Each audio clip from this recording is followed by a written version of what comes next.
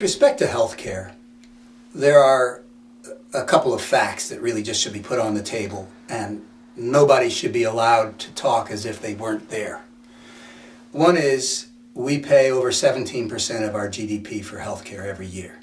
And if you look at what other countries pay, like the countries of Western Europe or Canada or Japan or Australia or New Zealand, the countries that are most like us, they're decent democracies, they're fairly rich, they're humane societies. Their healthcare costs are about half that, and some of them less. So we're paying twice as much. And what are we getting? Well, according to the evaluations that I've seen done by reputable organizations, such as the World Health Organization, we're not even in the top 20. So I was brought up to believe that one of the things about being an American was you get yourself a good deal. You know, to pay more for less, to pay twice as much for less, it's not a good deal. And it's not a good deal to such an extent that really all the financial problems that we face are much more stringent because of this problem. If we had a healthcare system that delivered for what other countries are paying, we would have a budget surplus. That's how big it is. As big as our deficit is during this massive economic slowdown, which it should be, that's another question. But that's what you got to do in times like this. But as big as it is, it wouldn't be there if we had a healthcare system that didn't cost twice as much as everybody else's. So that's what you got to start out with. We have a problem. And what has the Republican Party done about it? Well, they stopped Bill Clinton in 1993, 94 from doing anything about it. At that time, our problem was much smaller, but they succeeded in stopping him. By the way, they threw up a proposal of their own. It had an individual mandate. The very same thing which they're now saying is unconstitutional was their idea. So we were talking a few minutes ago about hypocrisy. Here's another case in point.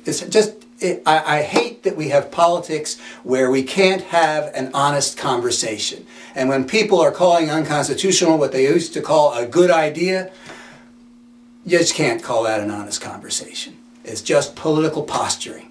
We've got real challenges to face. Healthcare is one of them. We need to have an honest conversation. We are not getting an honest conversation about this or about any other issue, and haven't for 10 years. And it's because something has happened to the Republican Party, and it really needs to be looked at. But going back to healthcare,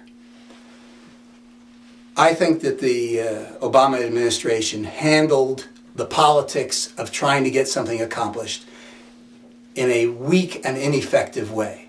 I think if we could rewind the clock and go back to Inauguration Day, there's another way it could have been done, and we could have come up with something better than what we eventually got. Nonetheless, it was quite an accomplishment, given the hole they dug themselves into, to have passed what they passed. And I'm not an expert in healthcare policy, but I spent many, many hours reading experts about it, and this is the conclusion I reached about it. Though it is not a great program, it is a good first step, and it provides a foundation on which better things can be built.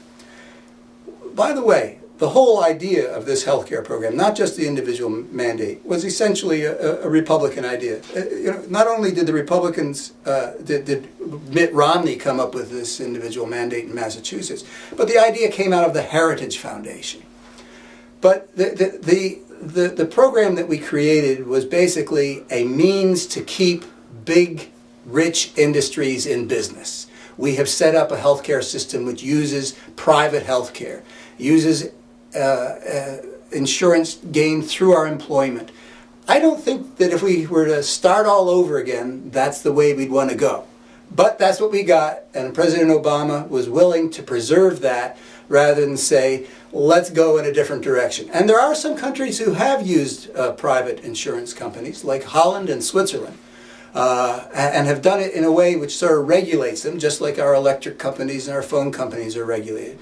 And we could go in that direction. But I think that the rap against government programs is always, oh, they don't do a very good job, they are inefficient, et cetera, et cetera. Well, when you look at the healthcare programs, Medicare and the Veterans Administration. Medicare is sort of like the Canadian healthcare system, only they've got it for their whole population.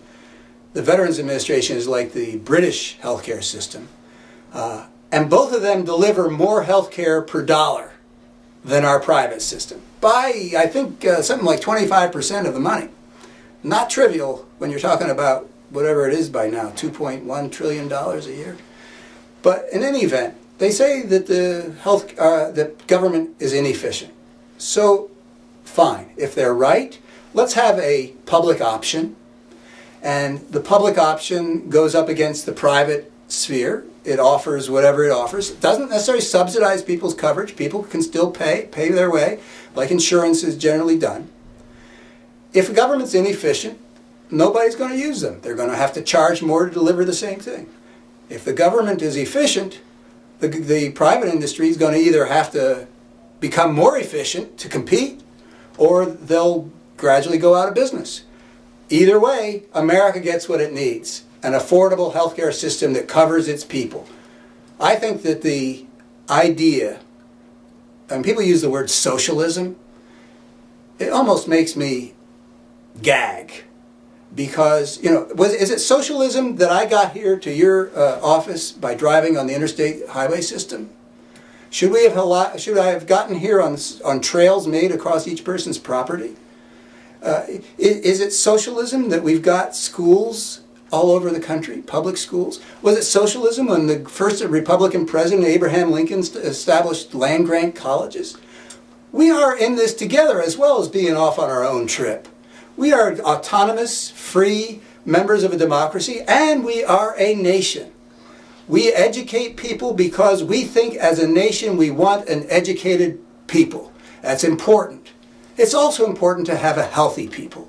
And I don't know why we should start throwing out words which mean who knows what as a way of simply debunking and saying it's not American. Well, our highway system is one of the wonders of the world. Our education system, our public universities, I'm on my way to the University of Virginia, one of the great universities in the United States, a state school. There's no reason we can't have a vibrant public sphere providing certain kinds of goods to the American people, while we also have this vast, thriving economic market that takes care of so many of our other wants. I just think that when it comes to our healthcare system, we took a road. All of our friends around the world took a different path. They ended up with something better, most of them, and it cost half as much.